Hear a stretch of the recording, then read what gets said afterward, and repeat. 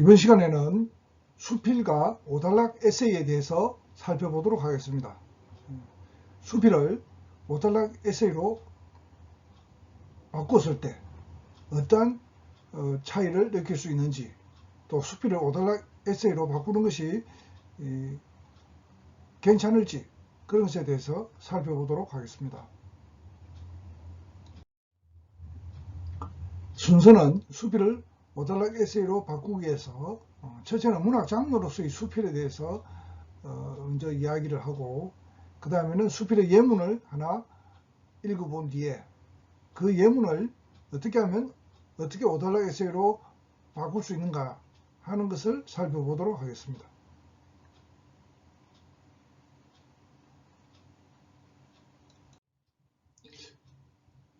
1. 문학 장르로서의 수필. 우리가 수필이라 부르는 것을 영어권 용어로 정확히 말하면 미셀러니가 되겠습니다.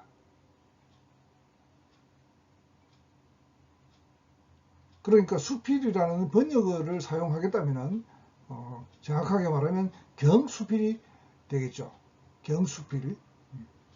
우리가 오늘날 우리나라에서 문학 장르의 하나로 인식되고 있는 수필은 사실 일반 문학 장르와는 다른 속성을 지니고 있습니다. 수필이 가진 특별한 사실성이라는 것이 바로 그것입니다. 사실성. 소설은 실제 이야기가 아니라 가공적 이야기라는 사실을 알고 있죠. 그래서 소설을 영어로는 픽션, 허구라고 하는 거죠. 픽션이라고 합니다. 시에서도 나라는 시적 하자가 나오지만 그것이 반드시 시인과 일치하는 것은 아닙니다. 이처럼 문학은 우리 삶에 대한 이야기를 다루고 있지만 실제 이야기가 아니라 10중 8구, 80 내지 90%를 말하죠. 10개 중에서 8개나 9개, 그렇게 8, 90% 가능한 이야기, 8, 90% 있을 수 있는 이야기, 그런 것을 우리는 개연성이라고 하는데, 개연성 있는 이야기, 가능성이 높은 이야기라는 뜻이죠. 개연성이 있는 이야기를 만들어서 우리의 삶을 연구하는 것이 바로 문학입니다.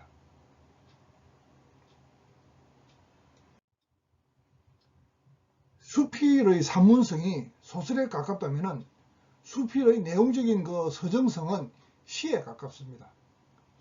그러니까 수필은 이 소설과 시의 중간 정도의 그 장르라고 할 수가 있는 거죠. 그러나 수필의 산문성은 시적인 서정성을, 또 수필의 서정성은 소설적 산문성을 약화시킬 수도 있습니다. 이런 제약 때문에 수필이 시와 소설보다 더 쓰기가 어렵게 느껴질지도 모릅니다. 그러니까 수필은 소설처럼 산문이죠. 산문인데 소설보다는 시적인 서정성을 가지고 있어야 되고, 또 수필은 서정성이 있어야 되니까 그 서정성이 시처럼 그죠? 운문성이 돼야 되기 때문에 소설적 산문성을 약화시킬 수 있는 거죠. 문학 사조에는 그럴듯한 이야기를 중시하는 사실주의라는 그런 문학 사조가 있습니다. 우리가 영어로는 리얼리즘이라고 부르는 거죠. 그런데 수필이야말로 바로 이 사실주의에 꼭 들어맞는 문학이 아닐 수 없다. 수필은 작가의 직접 경험을 바탕으로 써야 하는 글이기 때문에 그렇죠. 앞에서 말한 소설이나 시는 거기서 나오는 나라는 화자, 이야기를 하는 주체는 꼭 소설가나 시인이 아닐 수도 있습니다. 가상적인 존재인 거죠. 그러나 수필은 작가 자신의 이야기를 다루고 있기 때문에 반드시 거기 나오는 나는 수필가 자신이 되어야 되는 거죠. 시나 소설에는 꼭 나가 등장할 필요는 없습니다. 그가 등장할 수도 있죠. 그러나 수필에는 반드시 나가 등장해야 됩니다. 왜? 작가 자신의 직접 경험을 바탕으로 써야 하는 글이 수필이기 때문이죠.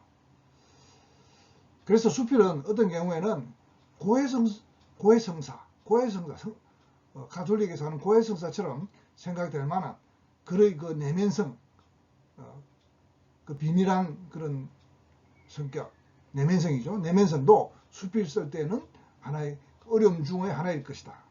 그렇게 자기 자신의 내면을 잘 고백하기가 쉽지 않은 것이 바로 수필 쓰기의 어려움 중 하나일 것이다.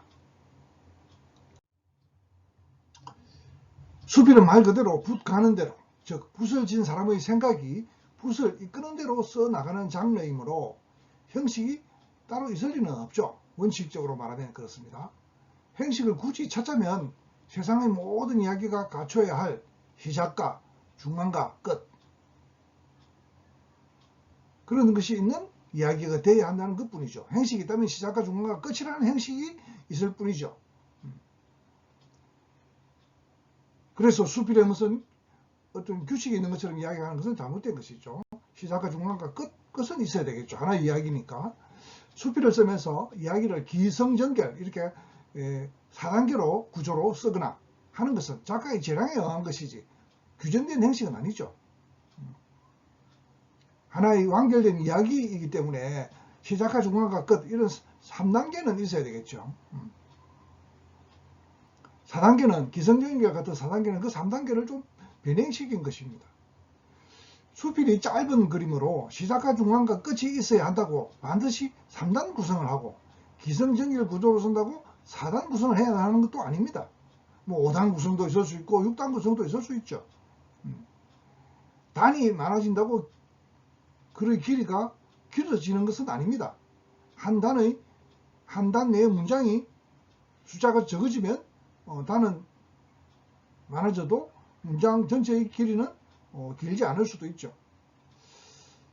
내용적으로 그렇게 시작과 중간과 끝이 있는 것처럼 읽히면 되는 것입니다. 내용적으로 여기까지가 시작이고 또 여기서부터 여기까지가 중간이고 여기서부터 여기까지가 끝이구나. 그렇게 읽을 수만 있으면 됩니다. 단이 그렇게 많이 나누어져 있다고 하더라도. 수필을 실제로 발표하고 소통시킬 때 그 물질적 수단의 한계로 인해서 제약이 암암리에 수필의 형식처럼 굳어진 측면은 어쩔 수가 없습니다. 특히 신문 같은 그런 지면에 발표할 경우에 글의 길이는 대개 길어봐야 200자 원고지 20매 이하입니다. 그 이상 넘어갈 수가 없는 거죠. 20매 이하도 상당히 긴 겁니다. 그보다 훨씬 짧죠. 10매 전후가 많죠. 요즘처럼 디지털 환경에서 컴퓨터의 모니터를 통해서 전달할 수 있는 글의 길이는 오히려 더 짧아졌습니다. 왜냐하면 사람들의 그 습성 때문이죠. 영상 문화에 익숙해진 현대인들은 긴 글을 읽기 싫어합니다. 동영상도 25분이면 지루해서 주의 집중이 잘 안 된다고 합니다. 그래서 여러분들의 강의 동영상도 25분을 전후에 제작하도록 그렇게 하고 있습니다. 소통의 전략에 실패한 문화가 살아남기가 힘들죠. 소통되지 않는 문학은 존재하는 의미가 없는 것이죠. 소설조차도 손바닥 소설, 장편 소설이라고 합니다만 길장자가 아니고 손바닥 장자죠. 손바닥 소설로 배모할 정도다. 심지어 200자 원고지 5매 전후의 수필이 유행하고 있습니다. 문학 작품의 길이가 짧아지면 어떻게 되겠습니까? 길이가 짧아지지만은 전하고자 하는 내용은 똑같잖아요. 그러니까 글의 상징성이 강해질 수밖에 없습니다. 상징적으로라도 많은 것을 내포할 수 있도록 만들어서 자기가 전하고자 하는 뜻을 전해야 하니까 짧은 글로 많은 것을 전달하자면 그럴 수밖에 없는 것이죠. 그런데 수필이나 소설은 그래서 갈수록 사람들이 긴 글을 읽지 않으니까 수필이나 소설은 갈수록 시적이 되는 거죠. 짧아지고 또 시도 더 짧은 시가 됩니다. 짧아져서 상징성이 강해지죠. 짧아지면. 왜냐하면 짧은 내용으로 말하고자 하는 것을 충분히 전달해야 되니까 상징성이 강해질 수밖에 없습니다. 글의 상징성이 강해지면 어려워지죠. 글이 어려워집니다. 난해해지고 또 난해해지면 글을 더 읽지 않게 되겠죠.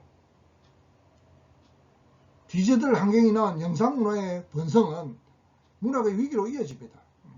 그러니까 문학의 위기는 바로 이런 영상 문화가 발전하기 때문에 문학이 위험을 맞게 된 것이죠. 수필의 음행도 마찬가지죠. 수필도 문학이라고 볼 수 있으니까. 어렵게 쓴 한 편의 수필보다 쉽게 스마트폰으로 찍은 한 컷의 사진이 전달하는 내용이 더 많을 수도 있죠. 사람들은 한 컷의 사진을 보고 그냥 한 편의 수필을 읽는 것처럼 그 사진에서 많은 것을 읽어낼 수 있는 거죠. 그러니까 수필을 한 편 쓴다고 애써서 한 편 소설을 수필을 한 편 쓸 필요가 없는 것이죠. 사진 한 컷을 찍어서 전달하면 되니까. 그렇죠? 시도 마찬가지고. 자, 수필의 예문을 하나 살펴보도록 하겠습니다. 하해의 저녁이라는 제목으로 수필가 윤원주 씨가 쓴 글입니다.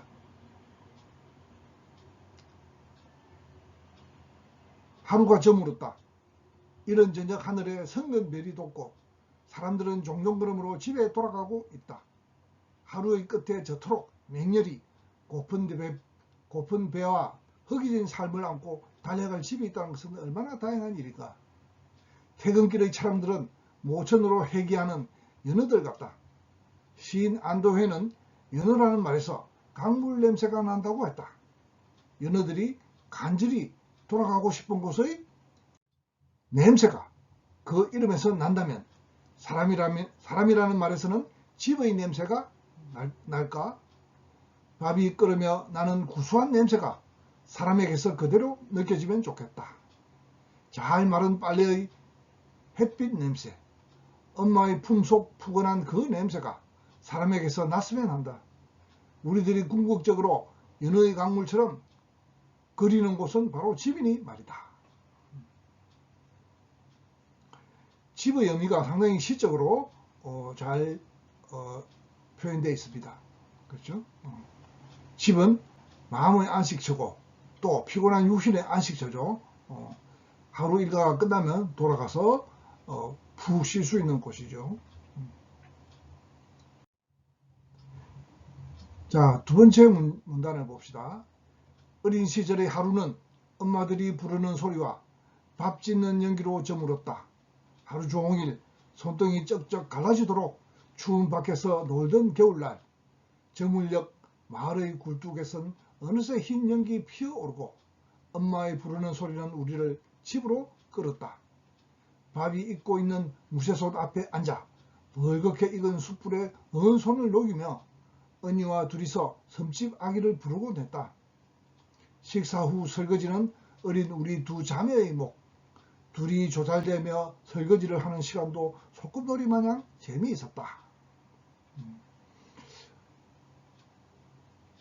지금의 젊은이들은 잘 모를 수도 있는 시골에서의 성장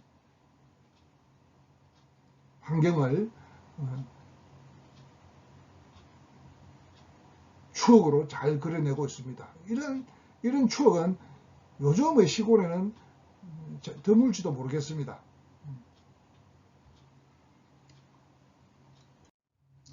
하지만 어른이 된 뒤 나의 저녁은 위태하고 불안했다. 불과 얼마 전까지 나는 저녁이면 자주 가슴이 울멍이었다. 기억의 안쪽에 자리한 아픔이 불쑥 나타나서 자주 나를 흔들어댔다.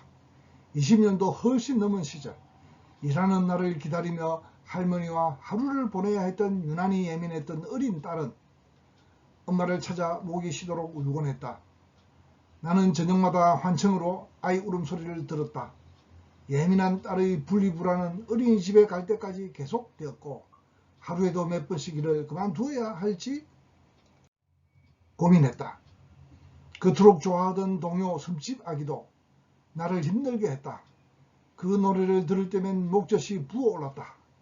파도 소리를 듣다 잠든 아기가 가엾었고 다 못 찬 굴바구니를 들고 집으로 달려가는 엄마는 더 가엾었다.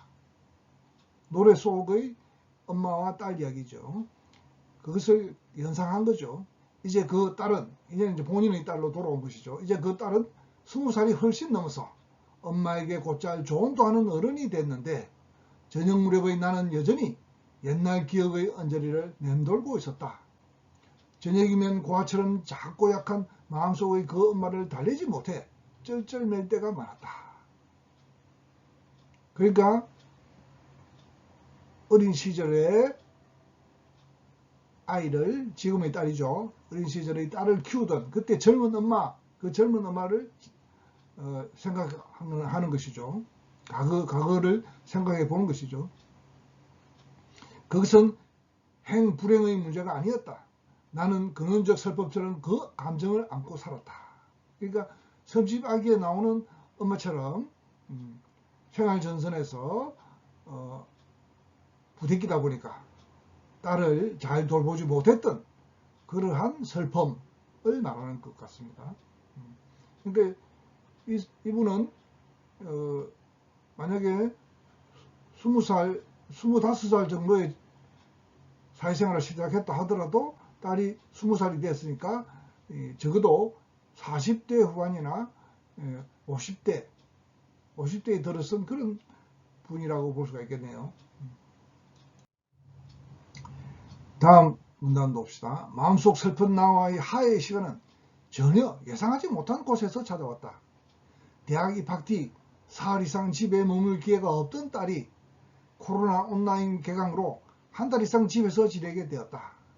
바로 요즘 이야기네요. 여전히 다람쥐 쳇바퀴처럼 바쁘게 돌던 나의 시간도 일시에 정지했다. 강의도 회의도 모두 멈추었고 시작은 기약이었다. 둘 다 바빠 앞으로만 달리던 우리는 비로소 찬찬히 바라볼 시간을 얻게 되었다. 시간은 어느샌가 울보 꼬맹이를 어젓한 숙녀로 키워놓았다. 나는 참 오랜만에 가족을 위해 저녁밥을 지을 시간과 여유를 얻었다. 사회적으로 거리가 멀어진 사이 우리 가족은 단단하게 하나로 묶였다. 그러니까 사회적으로 거리가 멀어진 건 뭡니까? 요즘 사회적 거리두기 하고 있잖아요. 코로나 바이러스 감염 때문에. 그런데 온라인 강의를 하고 학교에 나가는 것도 쉬게 되니까 엄마나 딸이 다 집에 있게 된 것이죠. 그래서 가족은 더 단단하게 결속될 수가 있다. 뭐 그런 이야기입니다. 임용고사를 준비하는 딸은 매일 책에 코를 박고 거실 창으로 들어오는 햇볕을 쬐는 것으로 외출을 대신하며 하루를 보낸다. 나는 어린 시절 울보 딸과 놀아주지 못한 미안함과 이 충만한 시간에 대한 감사를 섞어서 밥을 짓는다. 우리 집 부엌은 저녁마다 밥 냄새가 구수하다. 엄마가 시간이 없어서 그랬지 실상 훌륭한 요리사라고 말하는 딸아이의 의례적 칭찬에 한껏 어색해져서 내일의 메뉴를 고민하게 된다. 조금의 여유가 생긴 남편도 자주 저녁상에 함께 앉아서 우리는 저녁에 있는 삶의 한가운데로 서게 되었다. 나는 비로소 저녁과 화해했고 마음속 지친 젊은 나와 어린 시절 딸을 잘 키우지 못한 그 젊은 나를 말하는 거죠. 그리고 엄마가 없어서 울고 있는 딸, 섬집 아기처럼 울고 있는 딸을 보듬을 수가 있었다. 참 아이러니죠. 코로나 바이러스로 사회적 거리가 생기는 대신에 가족들은 계속할 수 있게 된 그러한 아이러니가 있습니다. 그렇죠? 다른 단락을 봅시다. 마지막 단락이 있군요. 저녁이 되면 하늘이 푸른 어둠에 쌓이고 고요가 서서히 스며든다. 처음에 하나둘 사람들과 도시의 모습을 지어가던 어둠은 다시 반짝 불빛으로 피어나고 더 분주한 밤을 만들기도 한다. 저녁이 오기도 전에 공부하는 딸 주변을 뱅뱅 맴돌며 묻는다. 딸, 오늘 저녁은 우리 뭐 먹을까? 무쇠솥 앞에 익어가는 숯불은 없어도 이제 나의 저녁은 충만하다. 이런 것이 오히려 얻은 것으로 돌아올 때 나는 저녁과 화해했다. 딸아이와 같이 저녁을 먹지 못하던 그런 젊은 시절의 딸을 잘 보살펴 주지 못했던 그런 슬픔, 그런 것들이 또 그것도 계속 사회생활 때문에 그런 슬픔을 해소할 수 있는 방안이 없이 그렇게 살아왔는데 느닷없이 코로나 바이러스 때문에 사회적 거리두기를 해야 하는 그런 상황에서 직장에 나가지 않게 되니까 가족들이 오히려 더 계속하게 되고 그런 저녁에 가족과 함께 식사하게 되면서 그런 슬픔이 덜어진다는 이야기가 되겠습니다. 이 위에 수필은 7단락으로 된 글입니다. 그러니까 5단락 글은 아니죠. 그러니까 그런 단락, 5단락이라는 건 단락의 행식의 제약을 받지 않는 글입니다. 그죠? 수필이죠. 짧은 마지막 단락은 짧은 단락이죠. 2줄로 된 단락이었죠.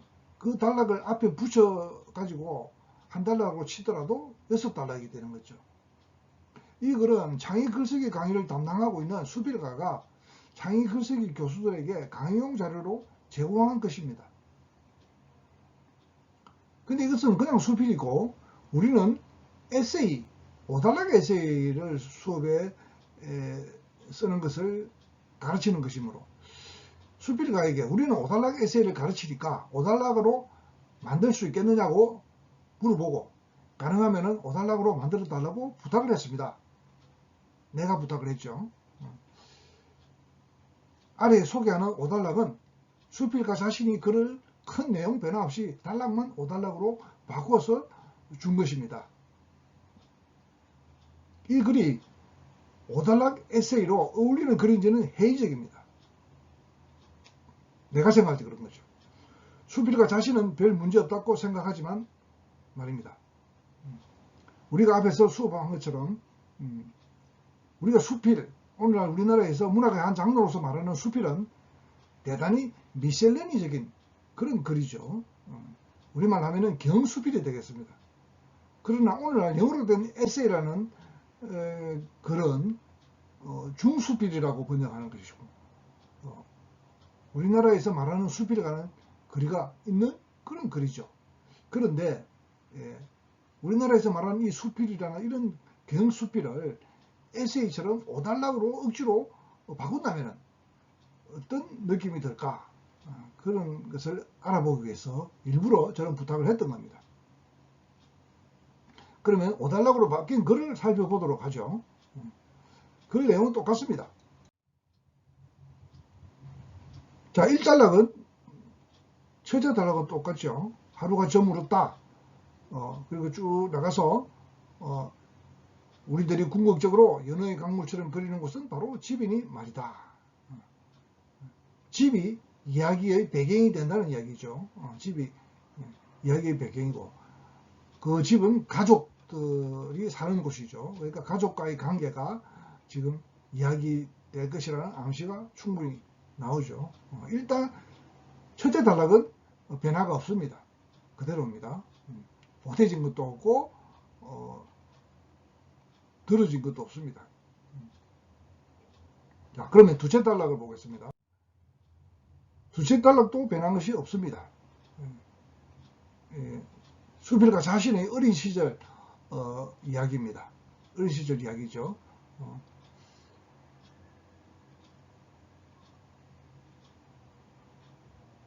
아마 시골에서 자매가 함께 자란 것 같습니다. 그죠? 그래서 시골에서 저녁 풍경, 시골의 저녁 풍경이죠. 저녁 풍경, 저물녘, 마을의 굴뚝에서 어느새 흰 연기가 피어오르고 엄마의 부르는 소리는 우리를 집으로 끌었다. 그러니까 밖에서 놀다가 저녁에 집에 들어가서 엄마가 해주는 밥을 먹고 그리고 설거지는 어린 자매들끼리 했다. 그런 추억을 이야기하고 있는 것입니다. 자, 세 번째 단락도 바뀐 것이 없습니다. 이제는 어른이 된 뒤에 자신의 저녁은 상당히 위태하고 불안했다는 그런 이야기입니다.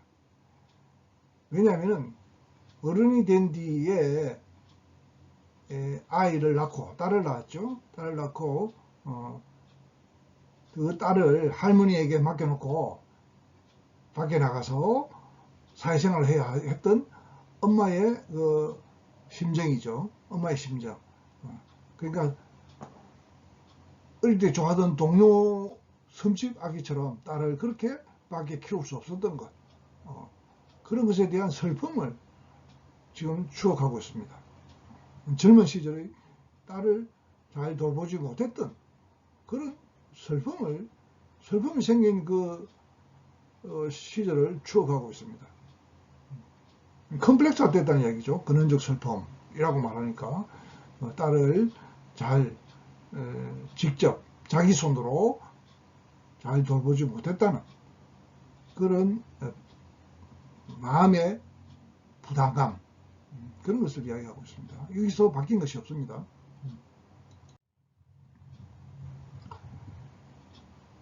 자, 여기 보면은 이제 하나의 단락으로 됐는데, 원래는 두 개의 단락이던 것이 하나의 단락으로 바뀐 것입니다. 그죠? 마음속 슬픈 하의 시간은 전혀 예상하지 못한 곳에서 찾아왔다. 이제 바로 현재의 시간이죠. 현재의 시간으로 돌아왔습니다. 대학 입학 뒤에, 딸은 벌써 20살이 돼서 대학생입니다. 대학 입학 뒤에 사흘 이상 집에 머물 기회가 없었던 딸이 집에 머물지 않고 먼 곳에 있는 대학의 기숙사에 갔거나 뭐 그렇게 갔겠죠. 그러나 지금은 코로나 때문에 그 대학 수강을 하러 갈 수 없고 집에서 온라인 수강을 하고 있다는 거죠. 여러분들처럼. 그래서 오랜만에 가족을 위해서 저녁밥을 지을 시간과 여유를 얻었다. 중간쯤에 보면은 이렇게 빨간 사선이 써져 있는 여기가 원래는 단락으로 나누어져 있었던 것인데 합해버렸습니다. 그렇죠? 사회적으로 거리가 멀어진 사이, 우리 가족은 단단하게 하나로 묶였다. 거기서 끊었고, 그죠? 그 다음부터 이제 딸 자신의 이야기가, 딸에 대한 이야기가 따로 원래 단락으로 나누어져 있었는데, 그것이 시간적으로 현재의 시간되기 때문에 이것을 한꺼번에 한 단락으로 묶은 것 같습니다. 임용고사를 준비하는 딸, 그죠? 그리고 엄마가 차려주는 밥을 딸아이가 좋아하는 것, 뭐 그런 이야기죠. 그리고 가족들이 함께 저녁을 할 수 있게 된 것, 이렇게까지. 이게 현재의 시간이지만은 이 사건도 연관성이 있긴 합니다만 이렇게 조금 차이는 있습니다. 앞에서 단락을 나누었던 것처럼 약간의 차이가 있는데 시간과 사건이 동일한 것이라고 보고 이것을 한 단락으로 묶은 것 같습니다. 5단락으로 바꿔야 한다는 그런 과제를 주었기 때문에 그렇게 된 거죠. 자, 마지막 단락이 합해졌습니다. 합해지면서 문장의 변화가 약간 생겼습니다.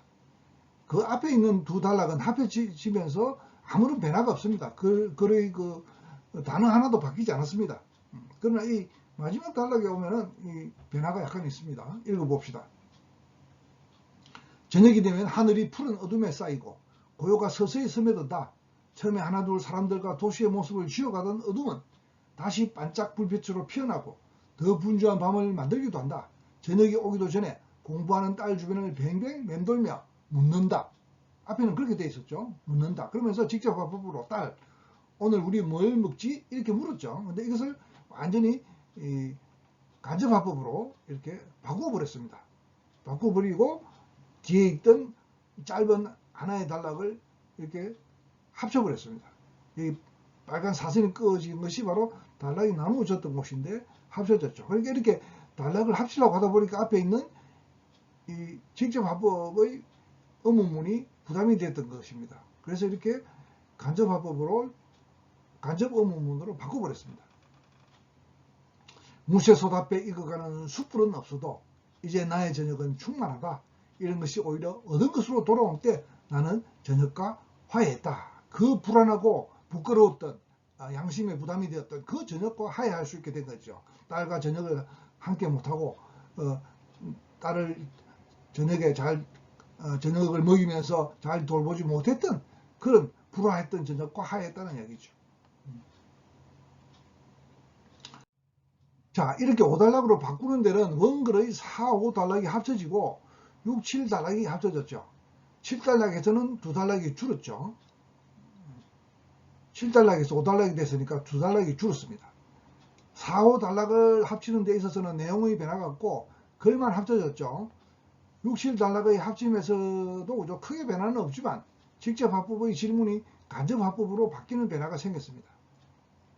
그런데 이 글을 자세히 보면은 5단락 중에 본론인 2, 3, 4단락, 바뀐 이 5단락 중에 본론 2, 3, 4단락 중에 3차 단락만 유난히 깁니다. 이 단락은 그렇게 길지 않은데 같은 본론 단락이 2단락과 그러니까 3, 4단락의 균형이 맞지 않죠. 그죠? 4, 5단락이 합쳐져서 한 단락이 되어버리는 것이 이 4단락이기 때문에 그렇습니다. 3단락은 본래, 그죠?